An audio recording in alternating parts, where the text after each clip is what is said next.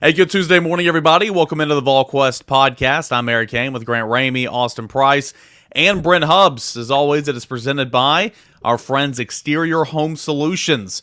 You can get a free estimate if you give them a call today at 865-524-5888 or visit them online at exteriorhomesolutions.com. A busy time at Volquest.com right now. Encourage you to continue to join us if you haven't already. Over on the General's Quarters, we've got SEC Media Days coming up at the end of the week for Tennessee. Of course, it's going on right now.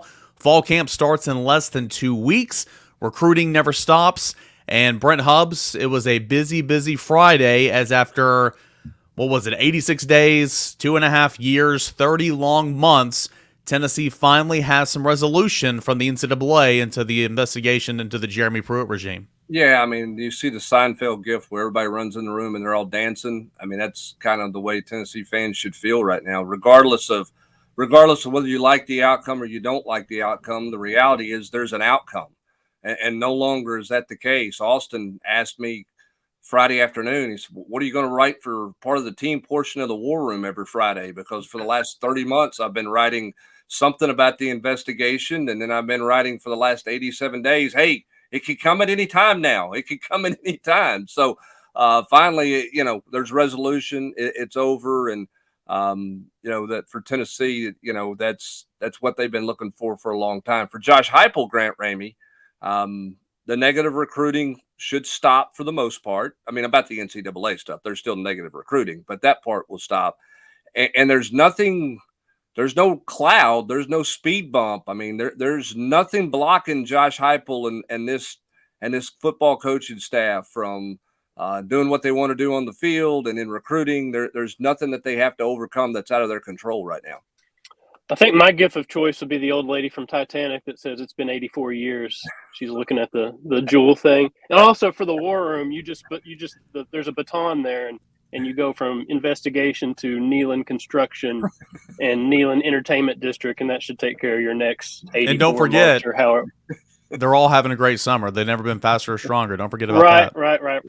They've never been faster. They've been stronger. It's never been a better summer in the weight room. I mean, how many times did we hear Heupel refer to this thing as a speed bump for the last 2+ years? I mean, every time you asked them about it, they didn't have any part of it. It's not their business, whatever, blah, blah, blah. It's just speed bump. We're going to keep moving forward. I mean, Heupel went through this whole thing. He inherited a mess. He inherited a depleted roster. I mean, he inherited something that was awful, and he's turned it into something that's really, really good and really, really fun to be around and this team to watch and the way they score points and all this stuff. And he just kept referring to it as a speed bump, and it turns out it was just a speed bump because of the way Tennessee handled it on the front end, the way they covered themselves.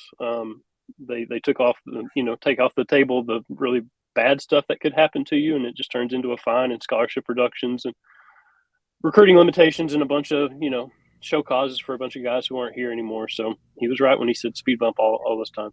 I said for several years that you go back to when Phillip was fired at the end of the 2008 season and Lane Kiffin was hired. And I said that Clemson and Tennessee were two cruise ships that had went into port. Bryce Petty and then Taj Boyd were on the cruise ship with Tennessee, and they switched cruise ships. And Taj Boyd went onto that Clemson cruise ship, and Tennessee sailed into the Bermuda Triangle for so long, and Clemson sailed into clear blue waters. And it honestly, I don't know, it's just because you're just coming off the last football game you played was Clemson, but it feels like they finally have met back up with Clemson in the blue waters, right? Like it just feels that way. Like it feels like after Friday, Tennessee's not got, the Bermuda Triangle anymore. And, again, they've got to go out and win games this fall. But, Friday was a massive win. I know they're going to have to navigate a few of those, scholarships and, evaluation periods and all that stuff. But in the grand scheme of things, all that's, easily navigatable. Yep. Brent, if you're watching on YouTube right now, you could see on the screen the punishments, the bulk of it here. And Brent, $8 million fine, no bowl ban, which is the big one, 5-year probation, 28 scholarships. By the end of this year, 18's already been accounted for. Some more recruiting restrictions, of course, official visitors, evaluation period, all that type of stuff. Pruitt got a 6-year show call, some of his assistants and recruiting staff show calls and all that. I mean, this isn't anything, don't get me wrong.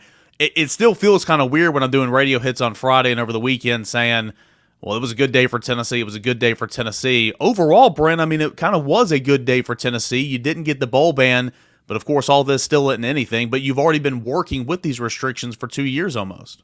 Well, you have two things. One, you did a good job of making it a speed bump and not a crater because of what you did the last 2 years to try to get ahead of some things. Going ahead and taking some scholarships in year one, playing shorthanded, going ahead and doing some of the recruiting restrictions that you need to have. So some of those things, the football staff did a good job of, and I'll give Josh Heupel a lot of credit for that, because the temptation in that first year when you have 30 people go in the transfer portal is load up in the transfers, because I can't play with that short of a deck. But Tennessee committed to playing with a shorthanded deck. And then Hendon Hooker made them look real smart doing it, because he's pretty good in this offense, and they overachieved, which was a smart move on their part that way. Yeah, you're right, Eric. This is something. It's not like it was just a slap in the wrist and it's no big deal. And I know some people on the board have talked about, you guys act like it's no big deal and all those types of things. I think you got to look at what it could have been, Austin. 18 level 1 violations. You didn't have you didn't find this because of some random little happenstance. You had someone come to the chancellor, went right around the AD's office, went right around compliance, and went to the chancellor's office and said, here are all the issues going on in football. Here's what they're doing wrong. And so they had to attack, in my opinion, they had to attack it the way they did, as aggressively as they did. I don't think you could have sat there and said, hey, I'm just going to pay Jeremy Pruitt to go away, because who knows where that person who contacted the chancellor's office goes next with it. The president's office, the state, the NCAA. You don't know where it goes at that point. So as I wrote on Friday, Dondi Plowman had a choice. Now, I'm going to be as completely transparent as she's been. When she came out of that press conference, and we walked out of that press conference on the day Jeremy Pruitt was fired and Philip Fulmer's resignation was announced. Austin, I turned to you and I said, I don't know what in the world that was all of. What is she doing? Just going into the depths of everything. Because from a PR standpoint, that doesn't make a lot of sense, right? To go out there and say, I'm appalled at the number, and I'm appalled at the cover-up that took place within the program and the department and everything else. I mean, you were sending like to borrow your Bermuda Triangle, it was coming out of the lighthouse and you could see the light in the Bermuda Triangle for the NCAA. Y'all need to come look at all this, because there's major problems at Tennessee. But she navigated it well. Tennessee navigated it well. I think they navigated it the way they had to. Not everybody's going to agree with that opinion. You guys may disagree with me on that. I don't think she had a lot of choice. And I think the way she navigated it and the way they handled themselves got them the best possible outcome they could get. I know a lot of people say LSU, North Carolina. LSU had what? One major level 1? Tennessee had 18. And North Carolina had 5. Ole Miss had 16 and got a 2-year bowl ban, if I'm not mistaken. Yeah. So, I mean, comparing LSU, who did tell the NCAA to kick rocks, to what Tennessee did is apples and oranges. Now, again, there were points in times where I was over this story where I said Tennessee should tell them to kick rocks. You know what? But I was wrong, because I think when you look at it now and see the depths of everything that was out there, telling them to kick rocks would have got you in a boatload of trouble. Because, Austin, 2 people got major show causes because they told the NCAA to kick rocks, right? Yeah, I mean, not Jeremy Pruitt, but the other 2, right? That's right. There, the low-level recruiting staffer got a 10-year show cause, and then the one donor who failed to cooperate with the NCAA got 10-year disassociation. Now, listen, that doesn't stop the donor from coming to games. Doesn't stop the donor from being a fan. Doesn't stop the donor from donating to the NIL if he wants to. But he can't give Tennessee money, which, I mean, at the end of the day, just saves that donor money. And at the end of the day, that donor was only doing what the head coach and the assistant coaches at the University of Tennessee wanted him to do, which is what a lot of donors across this country at a lot of different schools do when their head coach or their assistant coaches ask for help. And so, but because that person did not speak and do the interviews with the NCAA was clearly trying to send a message, it seems like, Listen, at the end of the day, you can argue it either way. Sure, you have to do these things. You have less, you have to be a little more creative when you're evaluating the roster, when you're out, doing evals and spring recruiting and that type of thing. But at the end of the day, most teams are somewhere between 80 and 85 every year anyway. I mean, not everybody's at 85 every season. And so that what happens when they're not at 85, then, the person that's really hurting this is little Billy and little Bobby who, walked onto the team that could have benefited through hard work, being the 84th and 85th scholarships at times. Now they're not going to get those extra scholarships given to them. And, it just, it's one of those things where it's time to, put it in the rearview mirror, full steam ahead for 23 and everything else. Grant, you and I were talking on Friday. When you look at the money, I mean, again, it's not an exact wash, but you have an $8 million fine. All right. You paid a little over $2 million for that investigation that you paid for, that the NCAA just kind of took and ran with, right? And some other stuff as well. And then when you look at the potential buyout, Brent, I believe it was 12.6 for Jeremy Pruitt? Yeah. Now, and I know everybody's going to try to do that math there. I mean, if you fired Jeremy Pruitt amidst an investigation, you weren't going to give him the full buyout. You could have probably got Jeremy Pruitt and given him $4 million to go away, and he probably would have taken the $4 million to go away. Okay. So and I know some people who are saying you should have went this way, or looking at it going, all right, it's 8 million or 12 million here and 12 million. It's apples and oranges. You came out and maybe even to the good a little bit. Now, financially, no, because he would have taken less money when you fired him. Okay. He would have gladly negotiated a settlement for some money. Yeah. Okay. So you weren't going to pay him that full allotment. The bottom line is Donde Plowman was never going to pay him a dime. She made that very clear at that press conference.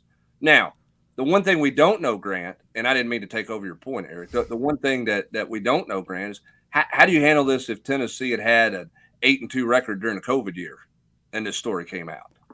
That we'll never know. It's irrelevant because you have no idea what it looks like then. But his struggles on the field made it easier. The depths and the magnitude of all the violations made it easier. Donde Plowman didn't hire him. She had no emotional investment into the hiring of Jeremy Pruitt. And she was going to protect the university and the student athlete. And that's where Tennessee stands today. And after 30 months of anguish, they're in a better spot than they were.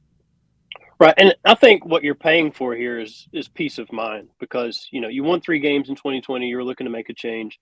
If you pay the man his money and you start over and you move on, then you're out money and you're basically gambling that none of this is going to ever surface, like you were talking about earlier, Brent. And what we've learned from all the stuff that's been written about this and the info, the details that have come out, they weren't great at cheating, and they weren't great at not talking about cheating and covering it up and whatever.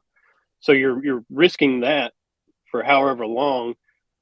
Is that going to come out? And if so, you're going to get hammered by the NCAA because you had a heads up on it and you didn't do anything for it. Now, what's been interesting to me is the outside perception of this is Tennessee committed 200 individual infractions and 18 level ones and all this stuff. And the NCAA is now toothless and dead because Tennessee didn't get a bowl ban. Tennessee got an $8 million fine, 5 years probation, scholarships and recruiting limitations, that stuff. But I think people see those numbers, the infraction number and the level 1 number, they don't really take into consideration how much Tennessee basically taped off the crime scene and preserved the crime scene and investigated it themselves and paid for it, invited the NCAA to be part of that investigation, and basically just handed everything to the NCAA. Here's what happened. Here's how it happened. Here's who did it, all this stuff. I mean, I think what Donde paid for there with that $8 million fine and the investigation is peace of mind that, they've done it the right way. They started over and they're going to take their punishment and move forward, not having to worry about, does this ever surface? But like Brent said, you weren't coming off an 8-2 season in 2020. You're coming off a 3-7 disaster. So you're going to do something. You might as well do it the right way. They did. They look like Gil Grissom, CSI, and they're taping it off. No contamination of the evidence. They brought in Gibbs from NCIS. Donde was Gomer Pyle running across the street on citizen's arrest. I will maintain that where this thing went south for Pruitt was he had some older, experienced guys leave the program after year 2. And you look at a lot of those text messages, they're about Shelton Felton and experience. They're from a bunch of low-level recruiting staffers, and that, again, immature, 23, 24 years old, and they didn't delete anything. And there lies the kind of the fly in the ointment for why this thing, had so much evidence to it, is because all those young kids that were doing all the text messaging, because they're inexperienced, they didn't delete anything, and they had a treasure trove of, evidence against the previous staff. And it was a large volume of people. It wasn't one assistant. It wasn't a couple of people.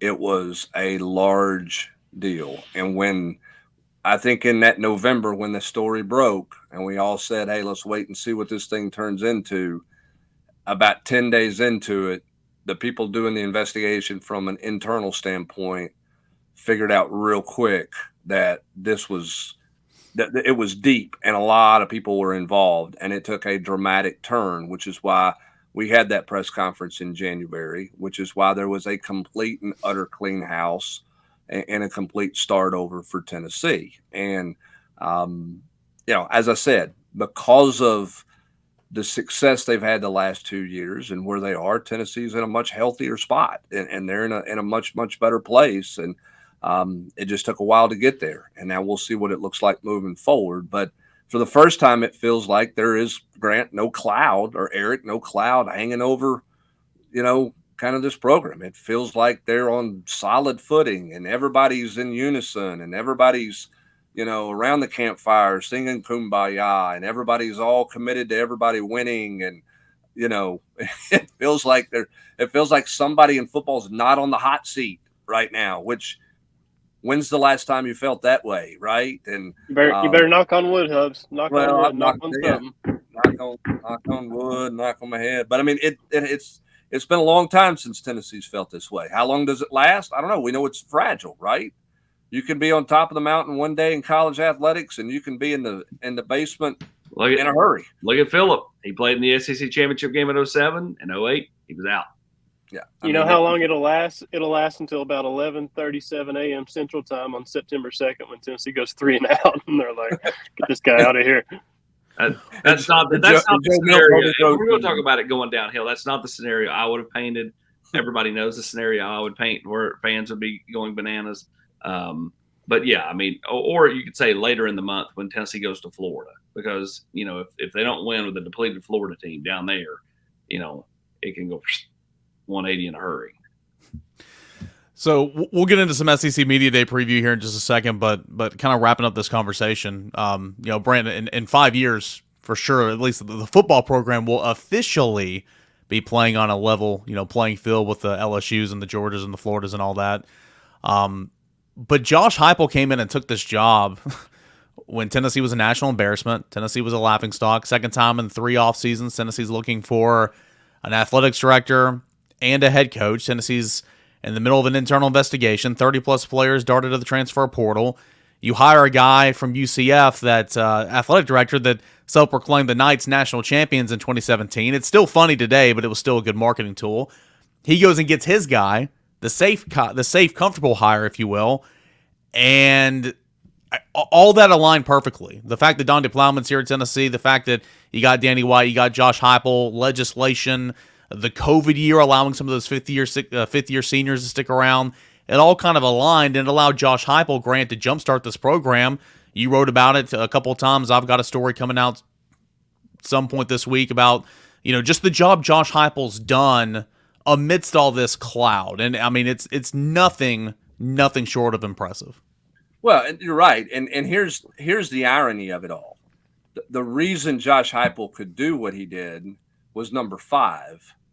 Yeah. who was the Christmas gift that the Grinch forgot to put in the bag and take back up the hill, right? Like that's the gift that that Jeremy Pruitt left. Now, I don't have any idea what he would have done with Jim Chaney and all that stuff. I'm not saying that. But where is this program if Hendon Hooker doesn't fall into Josh Heupel's lap? I'm not saying Josh Heupel's struggling, but Grant, they don't win 10 games, have a Heisman Trophy candidate, number 1 in the first playoff standings, beat Alabama, beat Florida. I mean, the irony is of the one who stayed, the guy that was an afterthought when he committed. I mean, we all went, oh, okay, they took a quarterback, whatever. This guy didn't. He flamed out at Virginia Tech. He's going to go down in history as one of the all-time Tennessee favorite quarterbacks because of how he jump-started this program and who he beat during his 2 years as a starter at Tennessee. I mean, it was perfect timing and a perfect marriage and just things coming together. And to be honest, how long has it been since you could really describe something involving Tennessee football as that? Like, it just happened to come together at the perfect time with the perfect personnel, the perfect coach, the perfect offense, the scheme, all that stuff coming together at the right time when it looked like everything was about as disastrous as it could be. I mean, give Heupel credit for an all-time, buying low on the stock and being able to cash in on what he's done the first 2 years after inheriting such a mess that he inherited. But yeah, I mean, what Hendon did the first 2 years and kind of the magic that it's been, it just felt like a perfect marriage and a perfect situation. And it's been a really long time. And all of last season, it felt like there was so much magic in that season. It felt like, how long has it been since Tennessee football was able to say this? And they did all that while this whole NCAA thing, like Hub said in the beginning, was hovering over, and he was updating the war room every Thursday night. And now that it's gone, it feels like, I don't know, it's got to feel like a weight off a lot of people's shoulders. We got all the coverage from Friday's announcements, NCAA, what the the head of the NCAA infractions committee had to say, what Josh Heupel had to say in the Paul Feinbaum show, all that and more. It's over at Volquest.com, and it will continue to be over there for your complete coverage to reference. Moving forward, Josh Heupel is going to be excited about his 2023 season, and he'll talk about that at SEC Media Days. We'll talk about that here in just a second. But real quick, I want to let you guys know about proud sponsors of the show, Bird Dogs. Bird Dogs stretch khaki shorts, they're designed to fit a slimmer build through the thigh and give you a more sculpted look. The shorts do the exact same thing as what Lululemon does, but it fits way better. And they fit way better than those regular shorts because those shorts are made of stiff and restricting cotton, while Bird Dogs has fixed this issue. And they've got a cloud knit fabric that looks just like khaki, but it stretches so you get a way slimmer fit without having to sacrifice movement in your everyday life. Bird Dogs uses an anti-stink sweat wicking fabric that keeps you cool and dry all day long. The versatility is endless, right? I've got a couple different pairs of slacks and shorts, and you can go cover a ball game. You can go to dinner, you can go to church, and you feel good, you look good for pretty much any event with our friends over at Bird Dogs. All right, so what I want you to do right now is go to birddogs.com/VQ. That promo code is VQ, and you're going to get a free Yeti-style tumbler with your order. If you're watching on YouTube, you see it right here. I've got my coffee drinking in it right here. It's been hot for a little over an hour right now. Free Yeti-style tumbler with your promo code VQ at birddogs.com. That's birddogs.com/VQ, or just put the promo code in VQ for a free Yeti-style tumbler. You're not going to want to take your Bird Dogs off. We promise you that. And before we get into SEC Media Days talk, a quick message from our proud sponsors, Exterior Home Solutions. You know, life happens, and damage to your home can be extremely stressful. That's why it's important to find someone who offers efficient, quality work with financing options. Exterior Home Solutions, they value not only family, but community. And they're who I call when life happens, and you should too. All right, guys, got SEC Media Days. They're well underway over in Nashville. That's the home base this year for SEC Media Days. On Monday, Brett McMurphy, the first to report that next year's SEC Media Days, and I just want to get your reaction, will be in Dallas, Texas, and we'll all have to go down to the Lone Star State. Will Zoom options be available at that point in time? You knew this was going to happen at some point. Sure. I think that they're going to see that the attendance for that one will be outside of the Texas media. That one's going to be low. How many people from Florida or South Carolina are going to come over there when you can watch it on, SEC Network, and you can grab the transcript and see those things.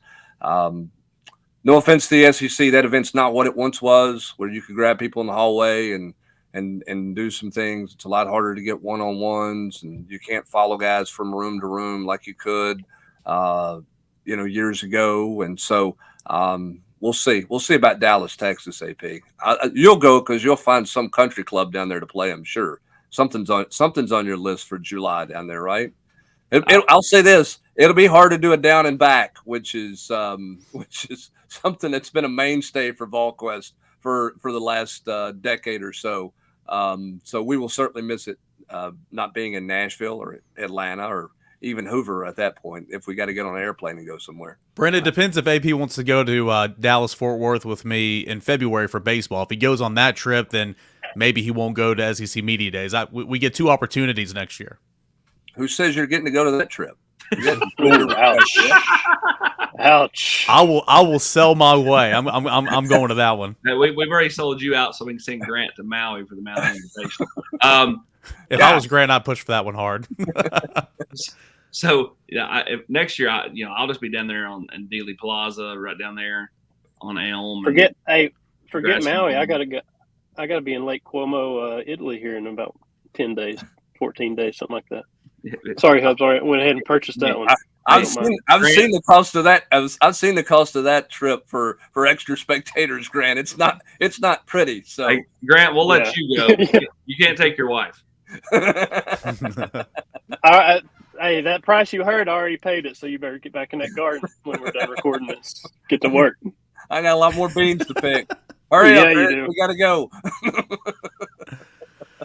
So, with SEC Media Days coming up, Tennessee's going to take to the podium. Should be the last team that goes on the week, Thursday afternoon. Is the conversation, obviously a lot of it's going to be about the investigation wrapping up and all that, but Austin, is it going to be completely dominated by that talk, or what's going to be the biggest storyline?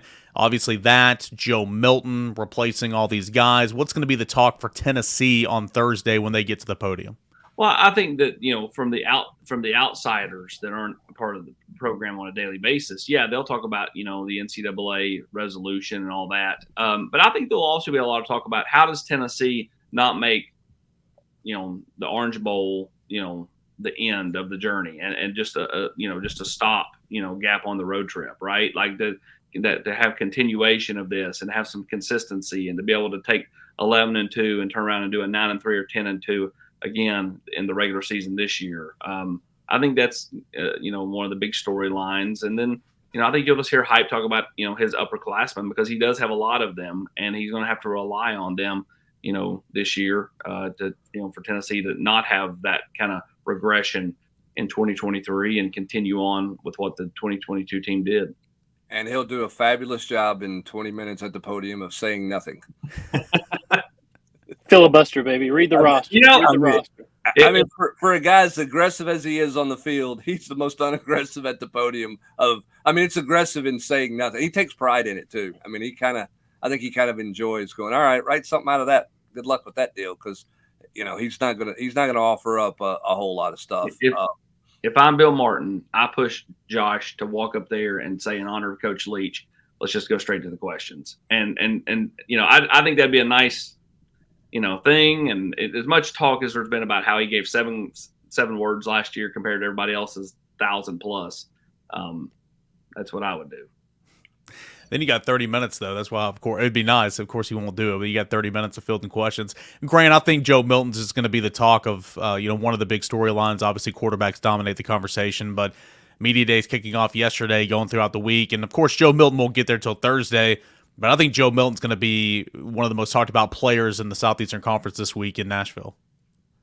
For sure. I mean, how far did he throw the ball at the Manning Passing Academy? 81 yards or something? The fact that that's a number that's bouncing around in my head the week of SEC Media Days, I think that leads you to believe there's going to be a lot of questions about that. I mean, the way the guy carries himself, the smile on his face and the way he says all the right stuff and what people have seen from him in the clips and just how long he's been around in the college game. And that's going to be, once the transition happens for people outside the program or outside of the Knoxville media market, once they get over the NCAA stuff, it's going to go straight to Joe and replacing Hendon Hooker and how can this guy operate this offense and put up as many points as Hendon did and move as quickly as Hendon did and be as efficient with it and make the right reads and operate as quickly as you have to operate in this offense. So, once they do get past the NCAA stuff, it's going to go straight to Joe, and he's going to be everybody's focus in terms of, because that's honestly the biggest question, how this program moves forward is how Joe moves them forward.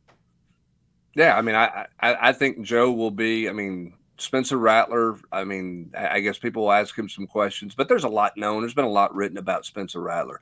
Joe Milton is kind of the unknown. You look at that list of players who's there, who's going to be there. That's the guy the media wants to talk to, right? Is Joe Milton. I mean, no offense to anybody else, but I mean, he is this great unknown. Like, what is he? I mean, Grant, I think you said this on the podcast. I mean, he's built and looks like Cam Newton. He throws it a country mile. He lost his job and didn't get it back to a guy who was, now with the Lions. Like, there's a lot to dive into with Joe Milton, depending on how many layers Joe Milton wants to peel back. And so I think that he is going to be the most talked about guy, or the most interviewed guy on that Thursday. And there's probably a few quarterbacks who are going to get asked over the next 3 days, can you throw a football 81 yards? Right? How far can you throw a football? We've seen Joe Milton do this. I mean, what do you think about that? I mean, he's going to be talked about a little bit in the days leading up to his arrival. And then Joe will get a goofy question like, how far can you throw a tomato, or how far can you throw there'll be something like that, right? But I think Joe Milton's pretty fascinating, because there's a lot of, we talked about this last week, there's a lot of hype, but who is he, Austin? I think that's still the question out there a lot of people have.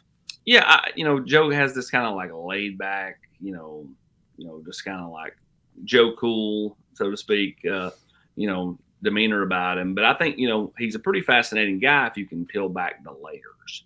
And it's just about getting to that point. But yeah, I think he'll be a hit at media days because he's got a big smile, a big personality. I'm sure that he's going to be coached between now and then about not saying things like, I don't lose in the state of Florida and stuff like that, even though he's already said that. But he's going to have a big smile and a big personality. And when, I think another hit will be Amari Thomas, because I think Amari Thomas is just going to handle himself a certain way. But there's no doubt the headliner's Joe.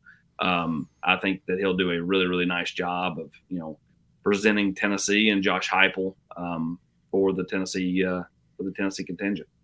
I think another thing with Joe is how unique of a story he is in college football right now, because he'd already transferred when he got to Tennessee, and he got here and he won the job, and then he got hurt, and then Hendon takes over, and the expectation is he's probably going to leave and go somewhere else and find somewhere to play in 2022, and he sticks around, and him and Hendon are best friends and roommates and study film together and all this stuff, and Hendon gets hurt, and Hendon helps Joe prepare for the Orange Bowl and all like that. Those storylines, just there's not a lot of patience and waiting around and waiting your turn. You're right about that. Like we've seen from Joe, and that's what I think a lot of media outlets look for, are those kind of cool unique storylines of a guy that in the transfer portal era, who had already transferred once, waited his turn after getting the starting job and after seeing the starting job go away, and developing such a strong relationship with the guy he was directly competing with, and watching that guy have so much success for 2 years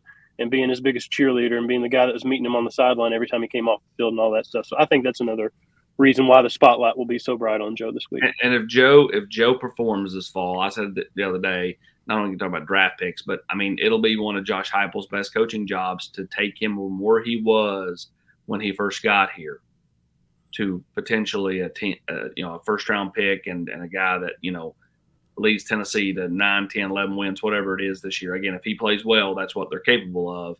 And if that happens, then, that combination right there will be just as impressive as, any for Josh Heupel during his career of coaching quarterbacks. You got conference expansion, the expansion of the college football playoffs. You've got sports betting. You got a whole lot of the normal stuff that's going to be asked about and talked about with coaches and maybe even some players, because that's what we've been talking about the last couple of years, and certainly at the SEC spring meetings in Destin a couple months ago.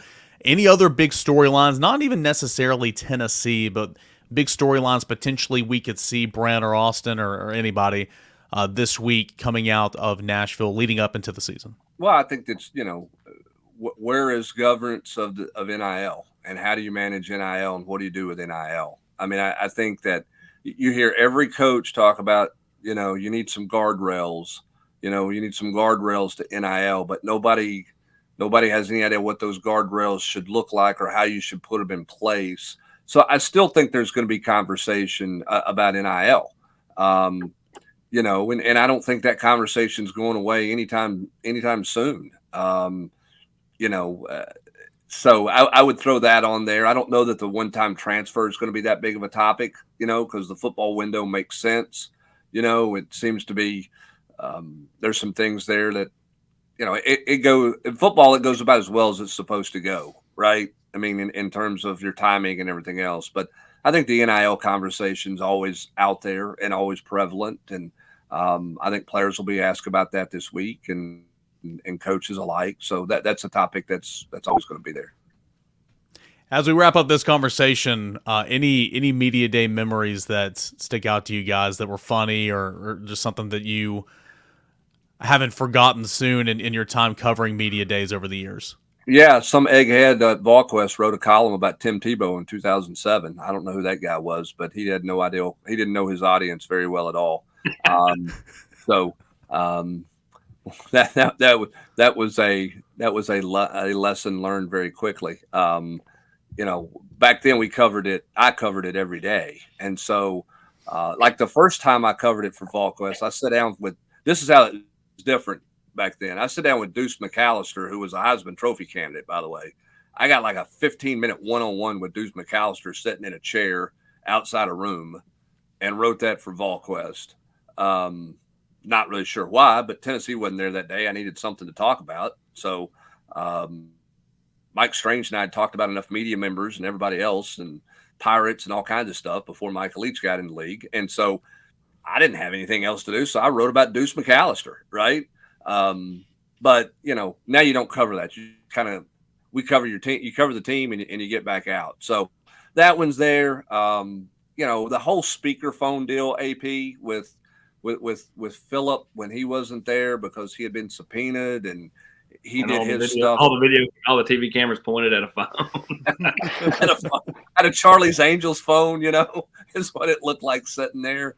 So that one, you had the whole deal. Did he get issued a subpoena the year before, and he said no, and he ended up yes, and I guess, and so that was 2 years of Tennessee making news that had nothing to do with playing a football game. But those are a couple that kind of stand out pretty quick.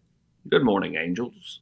That's what that phone looked like. Everybody's like laying their recorder next to the phone. TV cameras are like 30 minutes. All right, I got a good shot. Now to get a different.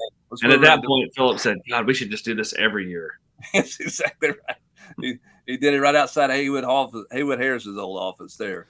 That's now the body pod room, I guess, is what it used to be, or what it is now. But that one, that one was goofy. That one was certainly very different.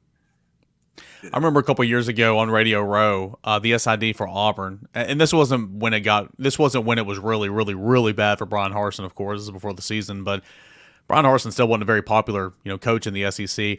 And the SID, I guess, to do damage control or to show good faith. I don't know what it was. He literally took them to. I mean, there's like 35, booths on Radio Row or whatever, and he took them literally in a line down every booth and spent 1 minute at every booth. So you got in like one question, didn't even get to finish your thought or anything, and then he would say, all right, next one. And I thought it was the weirdest thing in the world. I thought it was the stupidest thing in the world as well. That's one that sticks out to me. I'm sure that we'll see a lot more this week as SEC Media Days are ongoing down in Nashville, Tennessee. Of course, Volquest and Tennessee is going to be down there on Thursday. What'd you say, Brent? I said I could tell some stories that had nothing to do with the coverage of SEC Media Days that were some highlights, but it might incriminate. I got incriminate some people. I got time. Go ahead. I'm not going to talk about cars on curbs and everything else. So we'll leave that. We'll leave those stories for another day. That'll be from my memoir book later on in life, Grant Ramey. Just remember, Hubs, next year we get this.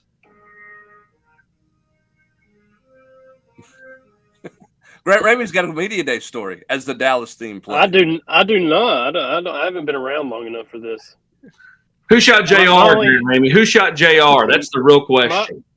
My only media day memories are how quickly can you get back, how quickly can you get out of the building, and how quickly can you get back to the house. Well, it depends on how long Cubs' stop at Buc-ee's is. And that's a bummer because Tennessee's the last team to go this year.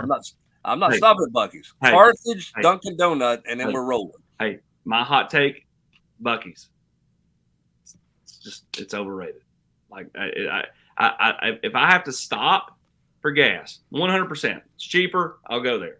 But the people that I know that literally drive to Crossville or now will drive to 407 just to go up there and get some brisket or whatever, I just shake my head.